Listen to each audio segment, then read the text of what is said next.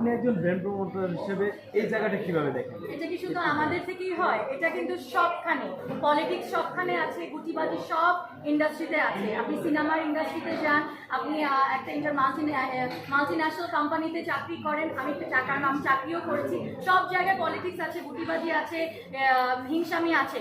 কিন্তু ব্র্যান্ড প্রমোশনরা কেন এত বেশি লাইমলাইটে আসে? কারণ আমরা ক্যামেরার সামনে কাজ করি। তো আমরা যদি একটা নুন থেকে চুন কাজ করি, সেটা ভাইরাল হয়ে যাচ্ছে এবং ওটা নিয়ে সমালোচনা হচ্ছে। এই যে আপনারা যে বলেন মাঝে মাঝে ইফতারের পরে নামাজ না পড়ে লাইভে কেন আসছো, কেন ইফতারের টাইমে, ইফতারের পরেও কিন্তু অনেকে চাকরি করছে, ব্যবসা করছে, তাহলে ওনাদেরকে কেন কেউ কিছু বলছে না? জাস্ট বিকজ আমরা ক্যামেরার সামনে কাজ করতেছি, এই কারণে সবাই আমাদেরকে ধরতেছে। তো এটা আমাদের একটা প্রফেশন, একটা প্রফেশনকে প্রফেশনের মতনই দেখানো উচিত।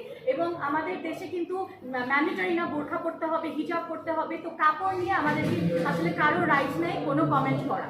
আপু, এই যে বর্তমান সময়ে একটা জিনিস যেটা ট্রেন্ডিং বলা যায়, যে দর্শন নিয়ে অনেক কথা হচ্ছে, ইভেন অনেকে অনেক জায়গায় কমেন্ট করে যে পোশাকের জন্য দর্শকদের বেশি হচ্ছে, সেই জায়গায় গিয়ে কি বলবেন? তাহলে আপনি আমাকে বলেন, 3 বছরের বাচ্চা যে ধর্ষণ হচ্ছে ওর কাপড় দিয়ে, ওখানে তো আল্লাহ তাআলা থেকেও কিন্তু আমাদেরকে কি বলেছে, 7 বা 10 বছর থেকে হিজাব করতে হবে বা আমাদের পর্দা মেনে চলতে হবে। তো 3 বছর বাচ্চা, একটা দুধের বাচ্চাকে যদি ধর্ষণ করতে পারে, তাহলে তো অবশ্যই আমি বলবো এটা যারা ধর্ষণ করছে চোখের সমস্যা।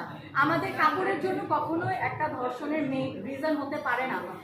মানুষের চোখকে ঠিক রাখতে হবে, মানে ছেলে মানুষের চোখকে ঠিক রাখতে হবে। এবং আপনারা যে কোয়েশ্চেনটা করছেন, কারণ আমাদের দেশে সবকিছু ট্রেন্ডিং এ চলে, এখন এটা ট্রেন্ডিং, তো কিছু না হলো এটা নিয়ে কথা বলতে। আগেও হতো, অনেক কিছু হতো, কারণ আগে ধামা চাপা পড়ে যেত, এখন সবকিছু ওপেন, সবাই সবকিছু জানিয়ে দেখে। তো এখন আমাকে বলেন আপনারা যে 8 মাসের শিশু ধর্ষণ হচ্ছে, 90 বছরের একটা বৃদ্ধাও কিন্তু হচ্ছে কি ধর্ষিত হচ্ছে, তাহলে তারা কেন হচ্ছে? তাদের শরীরে কি আছে? তারা কেন হচ্ছে? তাদের তো কাপড় নিয়ে কোনো কথাই বলা উচিত না। তো আমাদেরকে না বলে আসলে নিজেদের চোখ, নিজেদের গেজটাকে নিচে নামাতে হবে, তাহলে আমাদের দেশ ভালোভাবে এগিয়ে যেতে পারবে। Thank you.